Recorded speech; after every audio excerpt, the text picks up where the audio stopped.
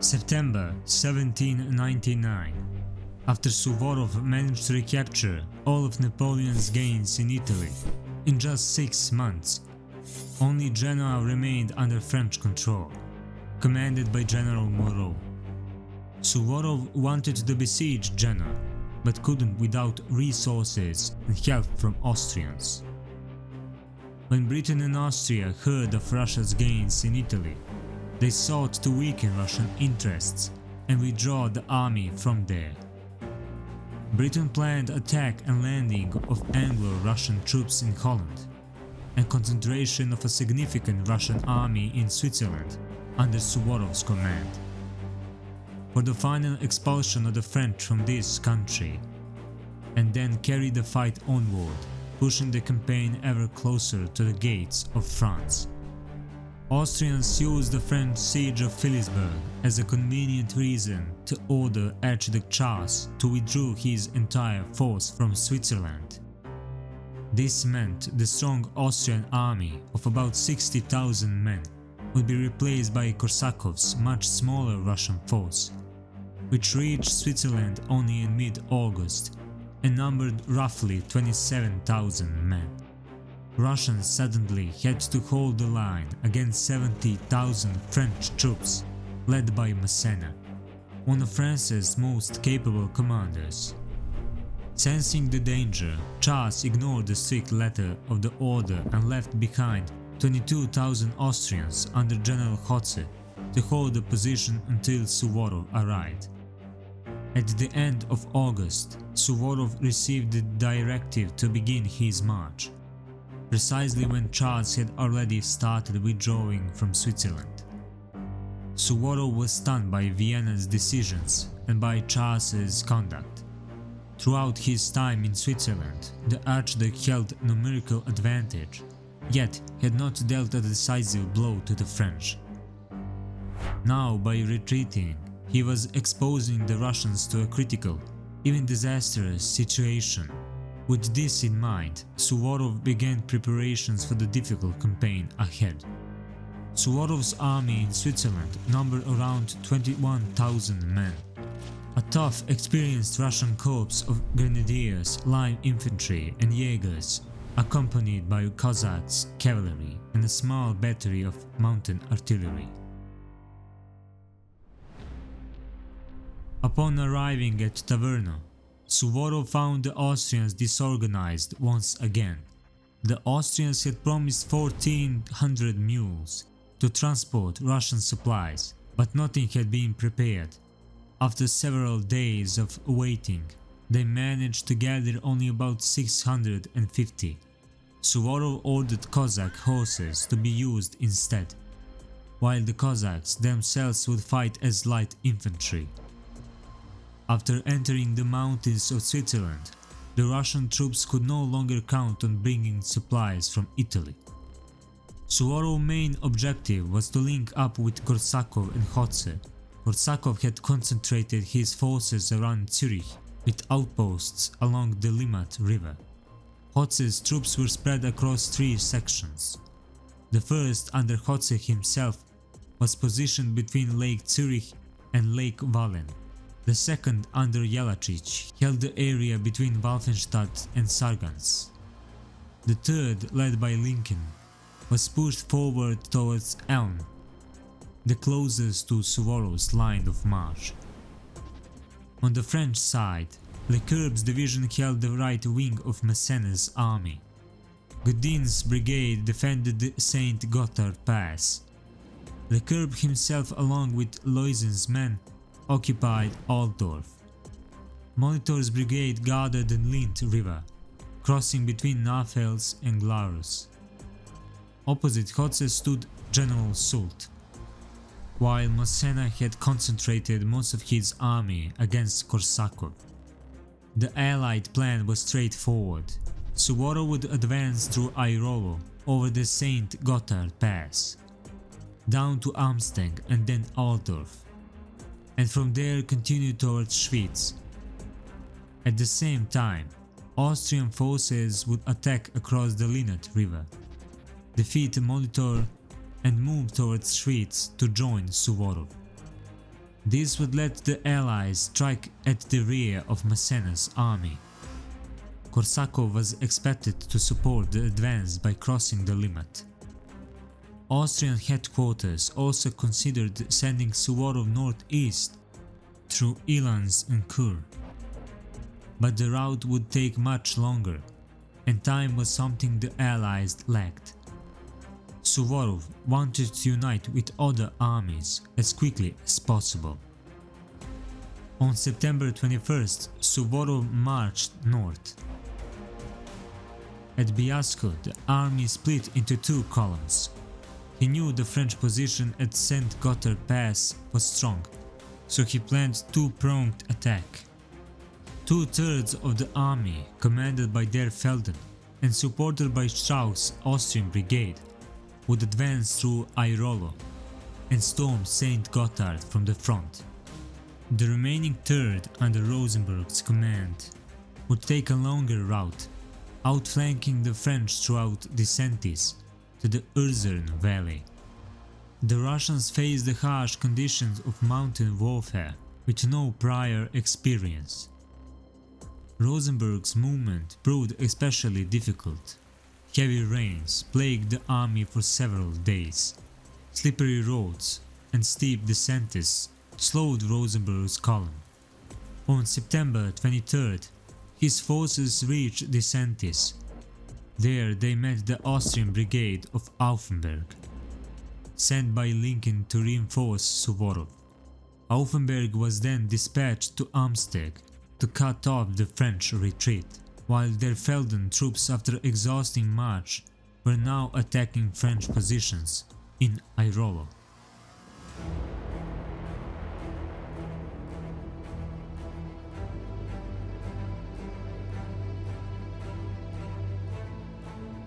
On the afternoon of September 24th, the main Russian column reached the French position at Airolo.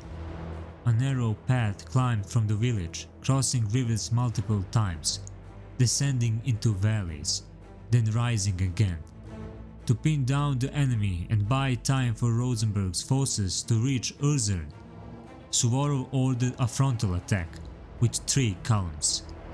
The right column under Bagration and Schweikovsky would outflank the French left using an extremely difficult mountain path. The other 2 columns would advance directly through the St. Gotthard Pass. At 2 p.m, Bagration's troops attacked the French forward post at Airolo. After weak resistance, the French began to retreat. The right column engaged in fierce fighting at the foot of the mountains. Despite the enemy's resistance, the Russians pressed forward, and Bagration began climbing the heights. Meanwhile, the French came under attack and continued their slow withdrawal. The French defended stubbornly, hidden behind rocks and in ravines. They inflicted heavy losses on the Russians with skillful fire. They contested every step. Gudin received reinforcements from Le Coop and took up a strong position ahead of Gospis. The Russian troops bravely launched an attack, but were repulsed with heavy losses. Yet the presence of Grand Duke Constantine and Suvorov himself railed the troops, who continued the fight. Bagration's column, meanwhile, climbed from rock to rock with great effort. The Allied army was exhausted. At 4 p.m, Suvorov launched a third general assault on the enemy position. Finally, Bagration appeared on top of the mountains on the French left flank. The enemy had not expected the Russians from this direction and was taken completely by surprise. Gudin began a hasty retreat to the village of Gospis.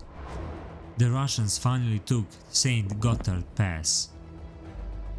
Suvorov gave his troops time to rest, then began descending the mountain. Meanwhile, Lecoub arrived at hospital with his main forces. But then the French commander received word of Rosenberg's approaching column. on the road from Disentis to Ursern. Rosenberg encountered two French battalions. The French, experienced in Swiss mountain warfare, used the terrain to their advantage. They resisted stubbornly, but were eventually driven back. Rosenberg's column approached the descent to Ursern. Rosenberg proceeded cautiously and did not attack immediately. His Russian troops began descending towards Ursern later in the evening. Thick fog concealed the French positions. The Russians quickly descended to the plain, fired a volley and charged with bayonets. The French, caught off guard, fought bravely but were overwhelmed. Fog and darkness saved the retreating enemy from pursuit. Rosenberg secured Ursern, where he found large stores of food and ammunition. Meanwhile, Suvorov's troops fought their way into hospital. Leclerc, realizing the retreat path through Ursern was lost, ordered a general withdrawal to the west. Suvorov had won his first victory in the brutal mountain war, but at heavy price. The Russians lost over 1,400 men. French losses are difficult to determine, but were clearly much lower. As soon as the fighting reached the Alps, the Russian soldiers felt a strange mixture of fear and excitement. The flat plains of Italy were now far behind them. In front of them stretched a narrow mountain valley, a tight twisting road and an endless climb upwards through cliffs and rocks. But Suvorov's constant shouts of encouragement kept the troops' spirits alive as they struggled forward. North of Ursern, huge natural boulders blocked the path along the right bank of the river. Through this wall of stone, the locals had carved a narrow opening, known as Ursern Hall. The passage was roughly 80 paces long and only a few steps wide. Once through, the path wound around the mountainside and descended towards the famous Devil's Bridge. 20 meters below its arches formed the Reuss River, crashing in wild waterfalls. It was a position of enormous natural strength.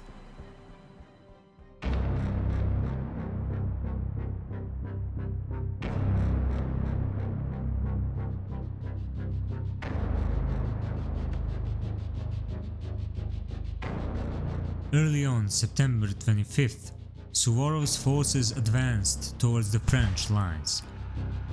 Their first attempt to push through the Devil's Bridge. The French gunfire was too accurate and too heavy.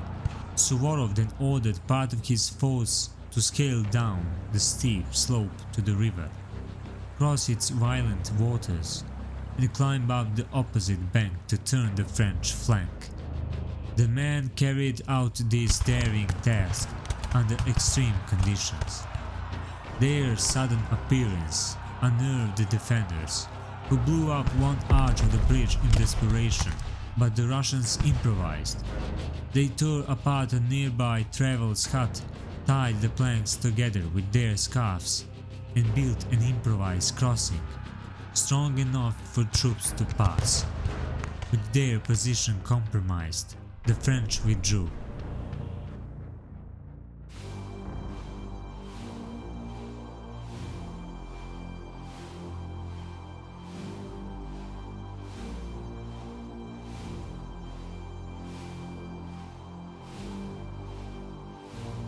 Farther north, Alfenberg's Austrian brigade reached Amsteg and briefly secured the village.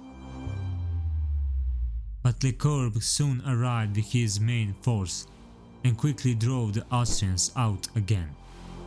The French continued falling back towards Altdorf, and Suvorov pressed after them. On September 26, Russian skirmishers clashed with Leclerc's rearguard outside Altdorf. Not wanting to risk a serious fight, the French commander crossed to the left bank of the Reuss. In the town, the Russians found desperately needed supplies of food and ammunition. It was in Altdorf that Suvorov finally realized the scale of the mistake into which the Austrian High Command had led him. The road to Schwyz simply did not exist. The only connection had been by boat, and every vessel had already fallen into French hands. Suvorov relied on the Austrians for accurate information, yet they overlooked the most obvious danger. Their incompetence caused problems he should never have faced. By this time, the army was in terrible condition, worn down by exhausting marches and on the brink of starvation. Their rations were nearly exhausted, and the wagons lagged hopelessly behind, stretching all the way back towards Airolo. Suvorov was tormented by the thoughts of Korsakov and Hotze, who would surely be destroyed if he turned back. Retreat was unthinkable. He resolved to push forward.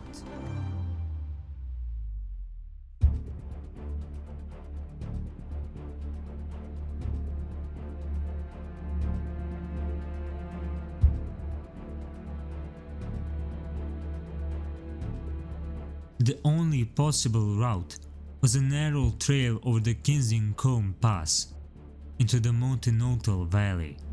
It was a path meant for shepherds, not an army. Yet Suvorov chose it. No organized force had likely ever attempted such a passage. The mere fact that he expected his exhausted troops to cross it shows the iron strength of his will, and it shows the army had great confidence in him. Without even a day of rest, the crossing began on the morning of September 27th. Gradually, the trail narrowed and rose sharply, at times disappearing into bare rock. Soldiers moved in single file across stone slabs, slick clay, and crumbling ledges, where a single misstep meant a fatal fall. Loose snow covered the ridge, slowing the march to a crawl. The infantry struggled, but the animals suffered far worse.